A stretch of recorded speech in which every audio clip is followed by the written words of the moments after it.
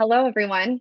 Welcome to our session today. We appreciate your taking the time to join us for a discussion on time. My name is Devin McGuire. I oversee our institution partnerships here at PACBAC, collaborating closely with innovative minds like our panelists today to improve student retention, engagement, and success. Our session is led by Dr. Adam Fein, VP of Digital Strategy at the University of North Texas, and Dr. Jeremy Van Hoff, Director of Learning, Technology, and Development at Michigan State University. My colleague Aryam is going to be in the chat, able to address your questions, and we will be wrapping up our session with a Q&A.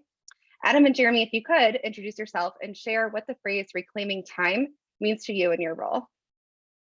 And Adam, I think we'll start with you. Well, thank you, Devin. It's a pleasure to be here.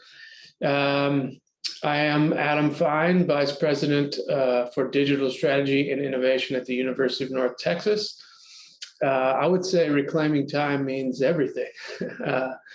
It's quite a valuable piece of our work life and often hard to come by. So happy to be here and to talk more about it today with you and Jeremy and Aryam. Morning, everyone. Afternoon here in Michigan. It's a pleasure to be here today. My name is Jeremy Van Hoff. I'm the Director of Learning, Technology, and Development in the Eli Broad College of Business at Michigan State University. To me, reclaiming time is, it's, as Adam said, it's everything. And it's also extremely difficult to do, especially in the realm of education, especially in instruction and teaching. We all know that to teach well is extremely time consuming. And I always say to my students, as I work with them on becoming teachers, that you're never really done with anything, you're just out of time. And that seems to always be the case when it comes to implementing meaningful learning experiences for our students. So looking forward to talking about all this today. Well said. Well, before we dive into today's discussion, I did want to share a bit about the classroom technology that Adam and Jeremy use on their campuses, support on their campuses at their institutions to support faculty in optimizing their time. So PACBAC is used by over 1 million students nationwide. It's an AI-powered platform that enables instructors and educators to improve student curiosity, engagement, and critical thinking through highly structured, rigorous discussion. And PACBAC students are taught the life skill of how to ask great questions and are coached on their critical thinking skills as they formulate responses to questions each week. The AI instructional support supports faculty with administrative tasks such as grading and moderation, while enabling instructors to scale consistent, high-quality feedback in short amounts of time. Ultimately, when students are curious and engaged, what we see is an improvement to student achievement and retention. And with that, we'll dig into the meat of our discussion. So time is an essential resource and one of higher education's most powerful levers. Jeremy and Adam, how do you approach time management, and how has this approach to time management changed over time? Jeremy, go ahead.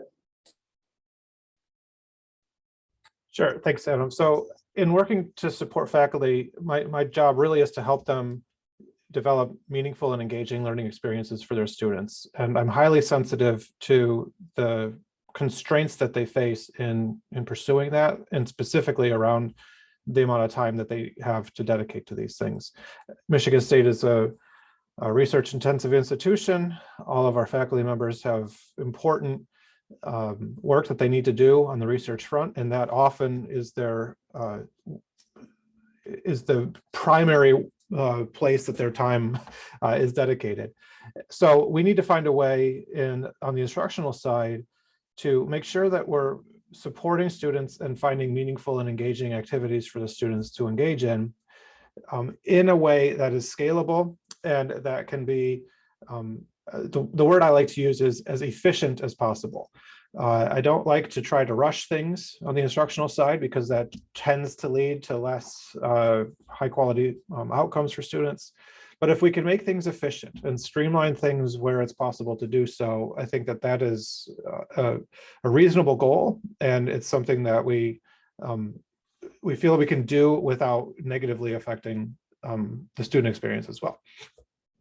Adam? Yeah, I think that's really well stated, Jeremy. Look, this is, I'm certain, true in across industries and verticals, but in higher education, at a research institution, you always hear about the balance between research, teaching, and service.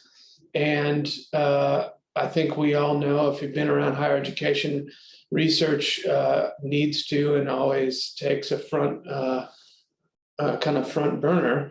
Doesn't mean that teaching and service aren't as important. It has a lot to do with promotion and tenure and other things, but it's a lot for faculty to balance. It's a lot for administrators to understand. And of course, the goal being to provide great teaching and learning to our students. So if we can, in our service to the colleges and instructors and faculty, find tools that help us continue to teach at world-class quality, but save time, particularly in a strategic way, take some of the rote things away and allow time for more in-depth work in the teaching area, then we'll be interested in that. And I would say that's something that PACBAC has provided for our faculty.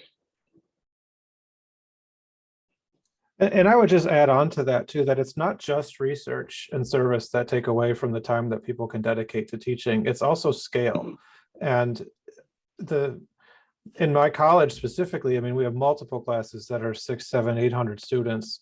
And you can't, as an instructor, invest the amount of time that you want to invest in each individual when you have 800 students. There just simply is not enough time to do that. So even for those faculty members, if they're professors of practice or fixed term faculty members who maybe have a lighter load on the research side, or for the faculty members who might be joining us from community colleges or elsewhere where the research is less of a priority, I still think that this is a pressing issue when we start to talk about scale. And finding a way to make sure that we can have meaningful interactions with students at scale is also a key consideration as I'm working with the faculty that I support. That's an excellent point. Excellent point. Yeah, it's not just research. There are lots of things claiming our time, and again, tools, lots of tools. There are a lot of tools out there, and I think a lot of them at times don't necessarily solve a problem that we're having, but anything that can help us with time, especially strategically, I think is worth looking into. Thank you both. And is there anything to add around how those approaches have changed over time? Obviously, we're all coming out of the pandemic era that is really ongoing. We keep wanting to use the phrase post, and that just isn't reality. So does anything come to mind in how your approaches have been changing with the ever-changing world that we live in? That's a really good question. I think things are always changing. I don't think certainly the concept of time management is not a new one. I think there are always been challenges in the balance of in the world of teaching and learning. I do think that, it would be kind of foolish to say things haven't changed at all in the last couple of years. I think, whether we're saying, wherever we're at in the pandemic, I say post-vaccinations, or I don't know that we're post-pandemic here, but, we have many more people, faculty, administrators, students, staff, familiar with digital tools because we had to be, whether we liked it or not.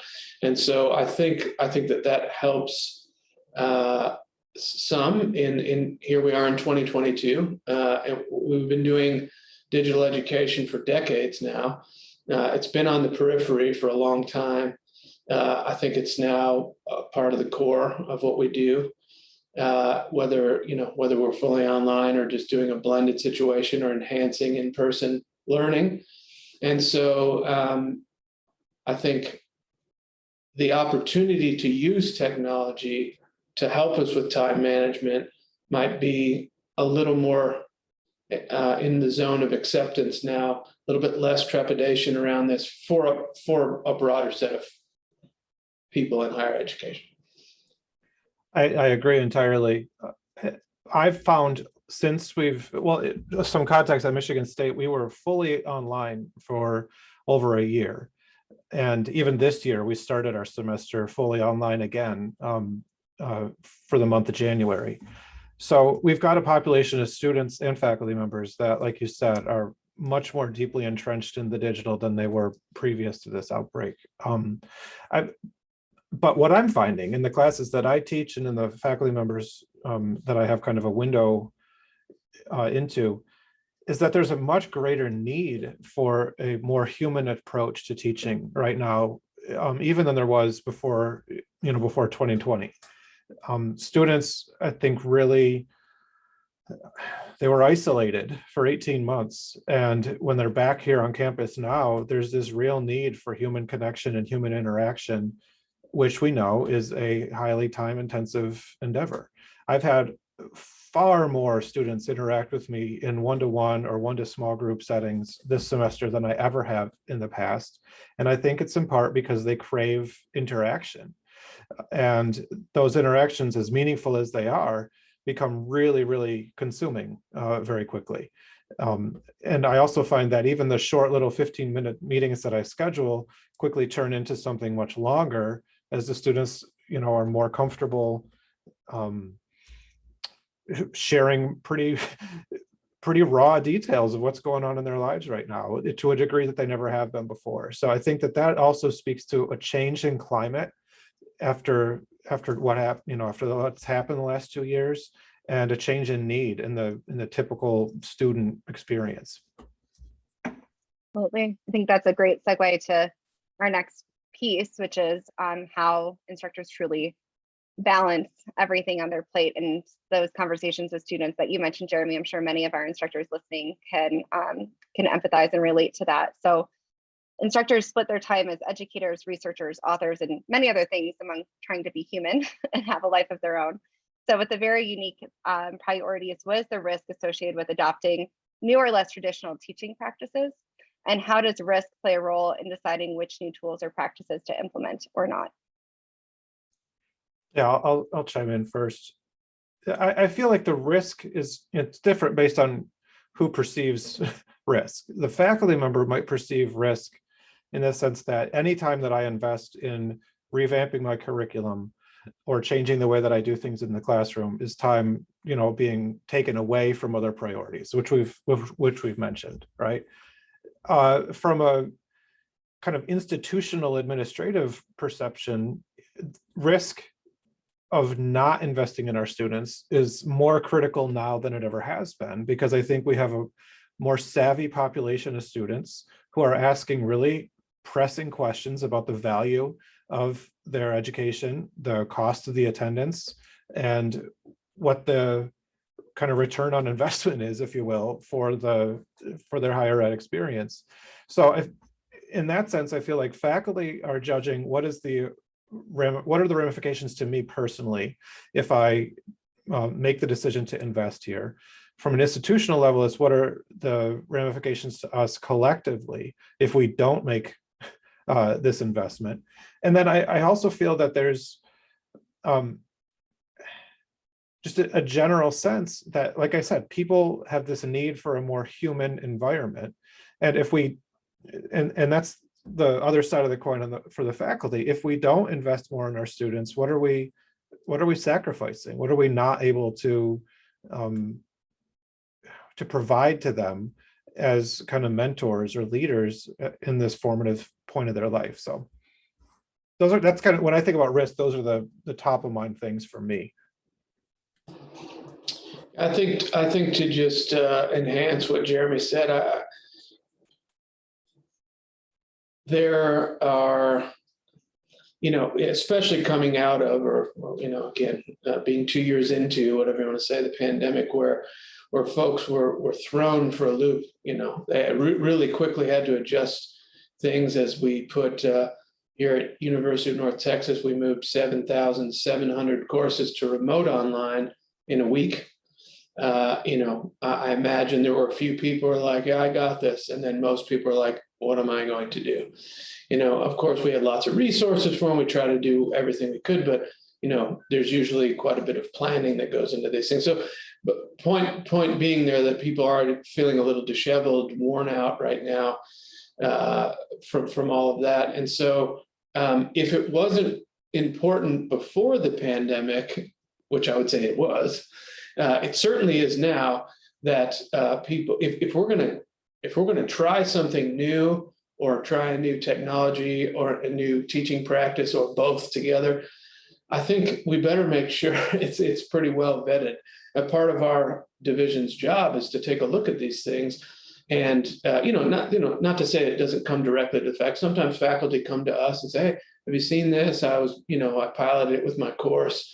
Or sometimes it comes through us, vice versa. That was true for PACBAC in this case, both ways. But we really want to make sure we're not wasting anybody's time. Now, we're, again, research university. Some experimentation is great. Not everything's, sometimes we got to get in there. We got to pilot some things, test it, see. So those are good things to do, but you can't do that with everything. And if you've got, if we do too much new or less traditional stuff, we're going to get away from the core of what we're good at. So it's really, making sure there's some discernment, about what we're using. And I think, again, not to belabor, but what Jeremy said was right on. We certainly can't stand still either. I often give a presentation about the physical classroom, one of my presentations I give, and I'll show a classroom from 100 years ago, and I'll show a classroom from 5 years ago, and they look the same. And that's problematic given what we've learned about human cognition and the fact that our physical spaces aren't keeping up with reflecting what we've learned. So we don't want to stand still either. This is a great time to be innovating.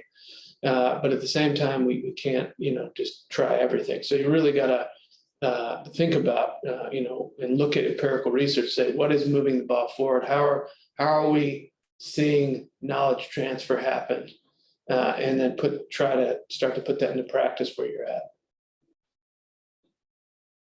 Absolutely. I feel like what you're both speaking to is innovating with intention and making sure that you're measuring the effectiveness of that innovation as you go. So educators who tackle things with that mindset, with a highly intentional course design, tend to be hypervigilant about maximizing their time.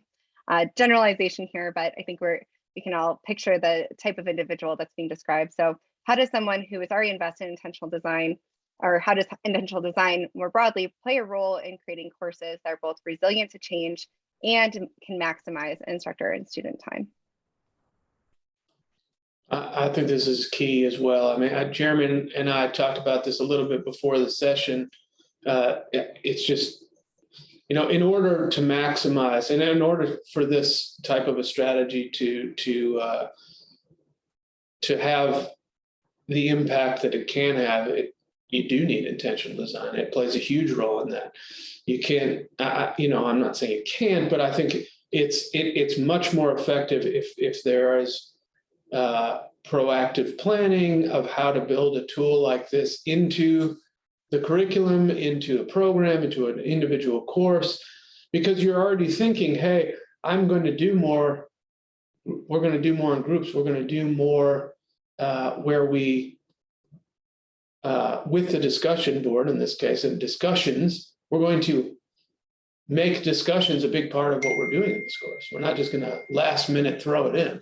We've already got plenty of that in a normal learning management system here, where you can use a discussion board to essentially be an enhanced attendance taker. Everybody can do that quite easily. But if you're going to really put thought into focusing on curiosity and how that can enhance the learning, well, you've got it takes some time, and we see that across. In fact, I see it a lot across online education in general versus on campus, where you're spending more time in the development and a bit less in the delivery. versus the other way around. In person, probably a little less time in development and more in delivery. So what we've seen anyway at the University of North Texas, also saw this at the University of Illinois, where I was at before UNT, is that this works really well with that intentional design. That's a big part of the success of a tool like this. Yeah, I agree entirely. At MSU, we've been trying to foster a sense of resilient pedagogy and trying to, guide faculty members down the path towards design your class in such a way that regardless of what the semester throws at us, you can carry on with the core instructional principles that, you've set forth. And that's, the way to do that is essentially predetermine what tools you're going to use, and design the day-to-day operations of that course to be tightly coupled to that tool set. So we found it's a typical backwards design philosophy. What is the desired end state of your students after they finish the 16-week course of study? What are the core sets of skills that you want them to have developed? Given that, what are the activities and assessments? What are the assessments that are going to help you know that they have achieved those core sets of skills? And what are the activities that are going to facilitate their success on those assessments, right? That's the typical structure. What we know is for our course to be really resilient, it's going to rely more on interaction than on one-way kind of knowledge transfer.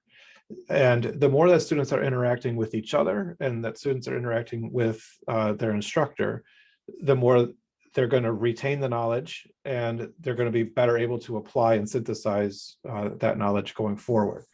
So if you find, and then what we know is having a robust kind of infrastructure underlying activities that focus on that interaction is critical, because you might have a really great Socratic method discussion mechanism that's working really well in your face-to-face course.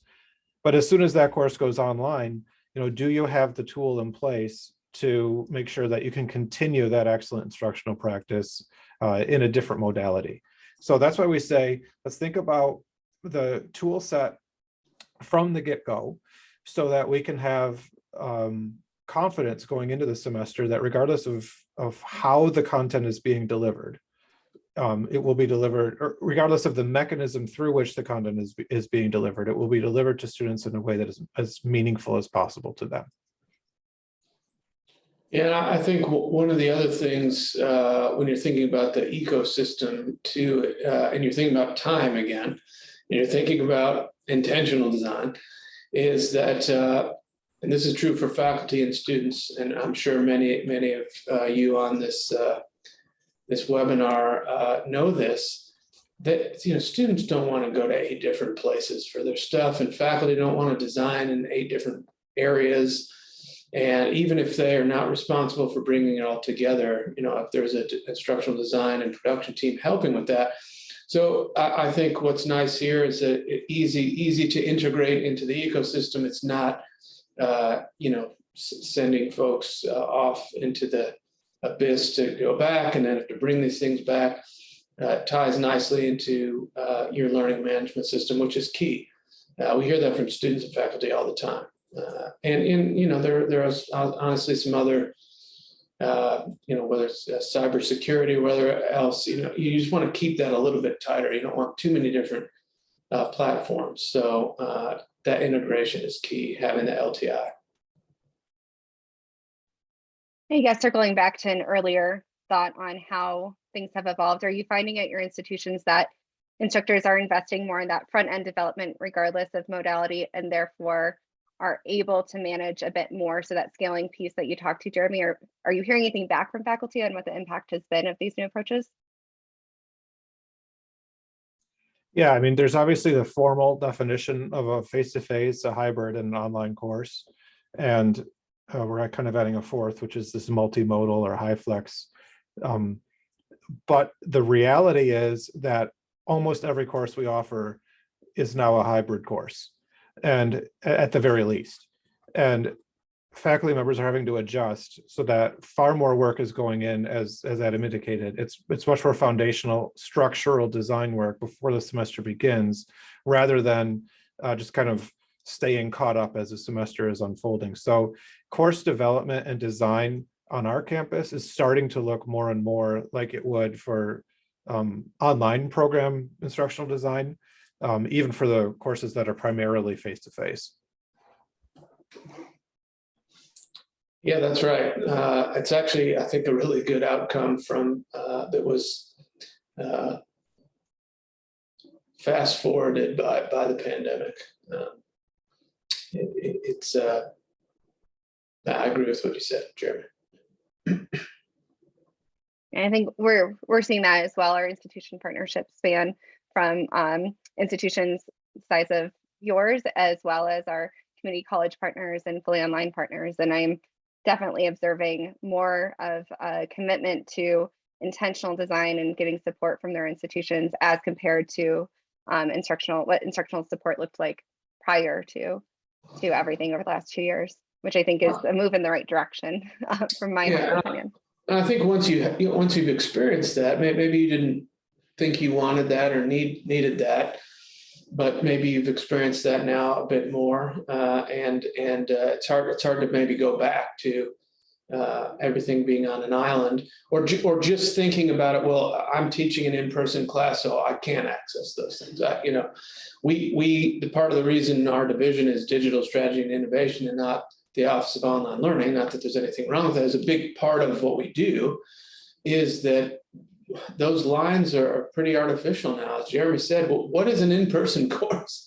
What is that? I'd like to know, these days. I suppose there might be some few examples, but again, during the pandemic, even if you did have a course that had nothing to do with anything digital, totally print, pencils, turn your papers in, in the manila folder on the office door, that was not possible, during the pandemic. So I think we've had many faculty come to us and say, hey, I just honestly, I just very trepidatious about this. I didn't think I could do it.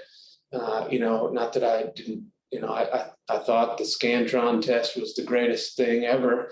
I just was very, anxious about trying it. But, we've been able to come alongside people and help them understand this is we're here to help bring them into the 2022 education. I'm not anti-physical space at all.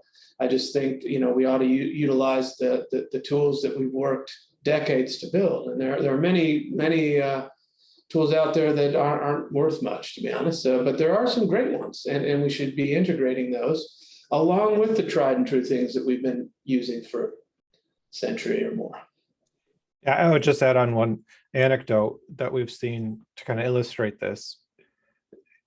We got back to face-to-face, we put the students back in those big lecture halls, and the faculty members realized, well, wait a minute, I digitized my assessments. Why would I be doing like bubble sheet Scantron tests if I already have these digital assessments, and the feedback and the item analysis is all digitized for me. It's right there instantaneously. So we've had so many faculty members move to offering their midterms and their other assessments digitally, but in the physical space, that it's got like network ramifications, right? We got to beef up the Wi-Fi and bring the networking folks in to help make sure that it's a robust enough network. Well, then there's trickle-on effect, right? And it's, well, if I'm doing the assessments online, I'm going to carry forward with the online discussion tool that I was using also. Why mute the voices of these 600 students that I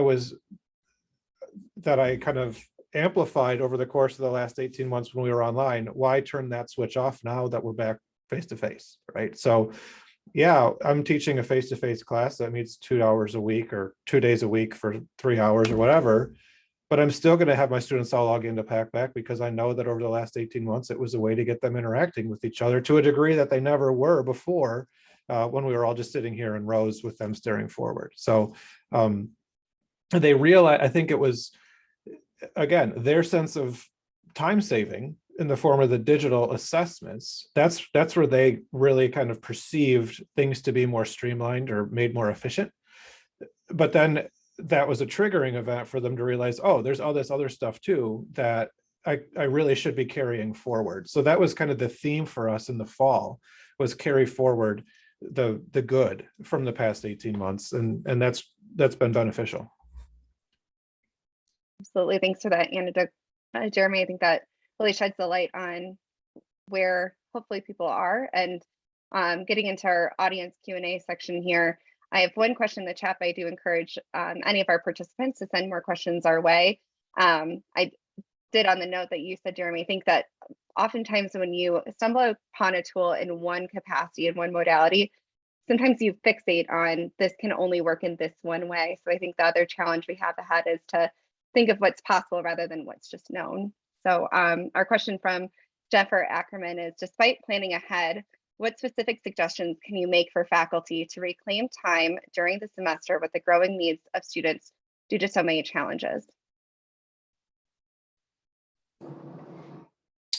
I think that's a great question. It's a difficult time. You know, first thing I thought of was the mental health, challenges we're seeing across campus now. Faculty have to be a counselor. Not that this was brand new, but more of a counselor. In addition to teaching, grading, office hours, and again maybe some other things like research and service, but it's really challenging. And I would say, and so having taught a graduate course for 4 years, though, grading is something that takes a long time, no matter, pre-pandemic, post-pandemic, during all of it. That hasn't changed at all, especially when you're talking about at scale, which we, when we were first looking at PACBAC, that was one of the things I was really hopeful for. Is what are our undergraduate courses, 400, 800 students, and you assign discussion, it's so hard, unless you just want it to be a checkbox, it's very difficult to provide, great feedback to that for that many students. So when I heard more about this, what PACBAC was trying to help educators solve, in the form of these digests that we get, that kind of aggregate the strings based on curiosity scores and things like that. Well, hey, it's not going to solve all of our time problems for sure. We're still, especially right now, but we'll take that. We will take that because it's going to make discussion stronger, more valuable, better knowledge transfer, and save the time. I'm not going to read all the conversation strings, and I know we've had some faculty over the years say something like, well, then you're not, that's not, you're not doing your job or whatever else. But that at some point you have to separate from the nice to know and the need to know stuff, or the lower value and higher value things. And I think it's our job as instructors that there's nothing wrong with prioritization. And so I think it really helps you do that. So if that's just one of the areas we can save in spending our valuable time in areas that are more valuable to our students, well, that's a win. It's a win. Another way is to really elevate peer-to-peer interaction and think about integrating peer assessment, peer evaluation, or self-assessment into the already existing structure of the class. So I've turned a lot in the class that I'm teaching to peer evaluation and self-assessment, and I find that that's really valuable. And in terms of the mental health side, the other thing that I've adopted and that I've seen a number of faculty members adopt is very intentional kind of cohort grouping within a class, big class or small. Just have a small group of a small team of 5 or 6 students that are maybe randomly assigned or maybe intentionally assigned, and that you're constantly pushing into interaction. So as an instructor, you're encouraging the students to interact with their check-in group or whatever you want to call it regularly, so that regardless of class size, they have this small kind of home base of human beings that they can interact with, and they can be the site of self-assessment or peer evaluation. If you're using a tool like PACBAC, you can build kind of like feedback circles within this small group so that they're they're sure that they're all looking at the content that their cohort group is submitting. That serves to kind of humanize the class, which can help mitigate on some of the challenges that we're facing this semester. Absolutely. I think we find, coming from teaching myself, I think as an instructor, you might feel compelled to have to do it all because you're not used to having support. So what can you say just to those instructors that struggle with letting go of certain areas? Adam, you touched on it, like you don't have to be as heavily involved in a discussion area if you're using a tool to help the students be more involved. And Jeremy, you just got to it too with peer feedback. So what could you say just to those instructors and like letting go a bit so that their students can thrive? I have taken a really big letting go leap this semester, and I am not grading my students. So my course is ungraded.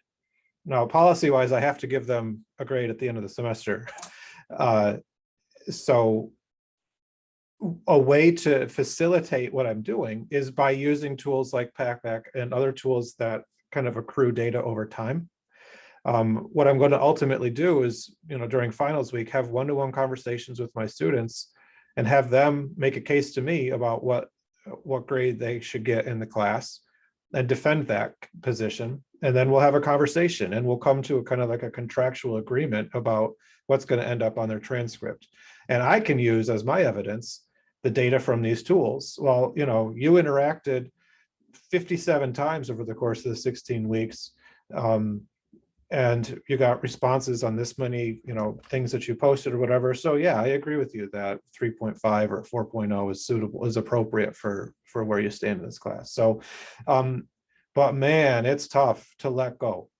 And it's taken a lot of coaching and training on the students too, to get them used to the fact that the entirety of their existence in the class is about their intrinsic motivators and, are they growing as a human being and are they getting what they need from the class? It's been a lift.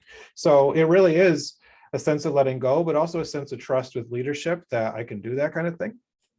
And also reliable data that I can document what's going on, and I can I have this kind of an evidentiary case that can be made at the end of the semester that though the incentive structure was vastly different, the engagement still remained, and that's really what we're seeing so far. So and I have relied heavily on a tool like PackBack to help kind of facilitate that instructional change.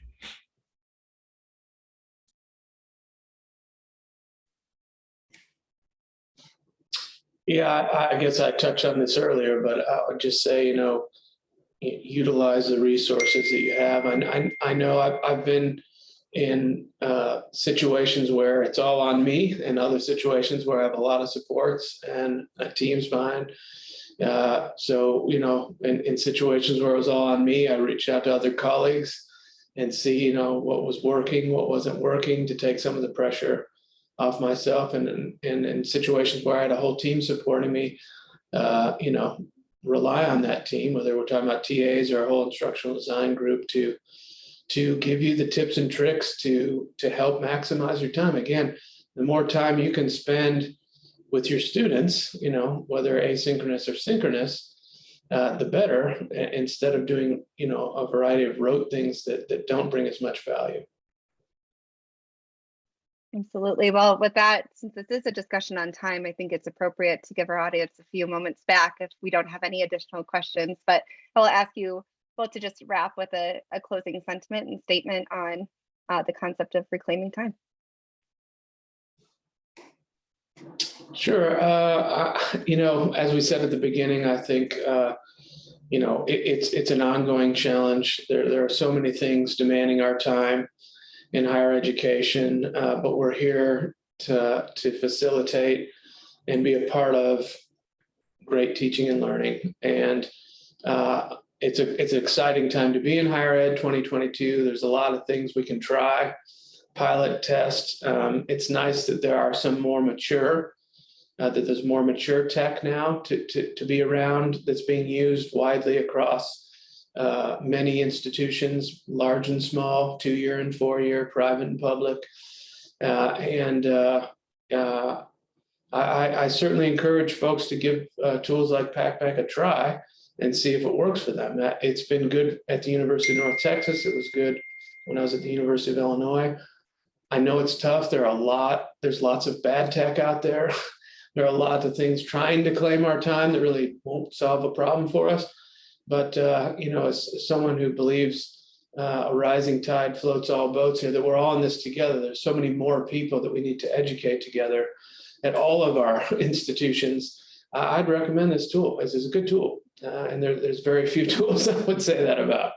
I try not to be cynical about it, but PackBack's been a good one for us. Yeah, it's been a good one for us too. And I think the primary way that it's been beneficial is that it allows student-to-student communication. And if you can get yourself comfortable just kind of ceding some of that control and trusting the intelligence of the students, there can be a lot of learning that goes on there in an unsupervised or mildly supervised environment, as long as the effort and energy is put in place at the onset to kind of structure the use of the tool appropriately and to train students on like how to best interact with each other in this space. But that's my primary takeaway from all of this is the more we can save more time by having more trust. And if we can trust our students, we can put them in positions to evaluate themselves and evaluate their peers and to interact with each other without our direct intervention. And that I think it's mutually beneficial. Yeah, there's a lot of research, and I'm sure many of you are familiar with that, saying it's not all about us, the instructor, that there's a lot facilitating learning, student to student, student to instructor, instructor to student is important. And so this helps with that. But let me say one other thing from a technical standpoint, like, we've all read a lot about artificial intelligence and machine learning, and maybe you've asked, what are the applications in higher education? Well, I think this is a really good application. Part of why you can trust the students here is because the tool that's built around allowing students to do this is they're using machine learning and artificial and AI to assist along, enhance, guide, whatever you want to say. And it's not doing it in just, it's not particularly rudimentary. It's actually a bit advanced. It's not just spell check. Those are great things in and of itself, but that's a good thing. We need more of that. We're going to need more of that as we move forward, so we can let humans do what we do well and machines do what they do well, and bring that together for a good learning experience. Well, we certainly appreciate both your trust in us, and we appreciate your partnership and just your time today. And if anyone's listening that's already a current partner, we encourage you to take greater advantage of the support that we have here for you, so that this can be something that you're saving time with. And if you're not already working with us, we encourage you to reach out to our team. We'd be happy to show you around and provide you with that support. So thank you all for joining. Enjoy the rest of your day here as we wrap up the month of March 2022. Thanks, Adam and Jeremy.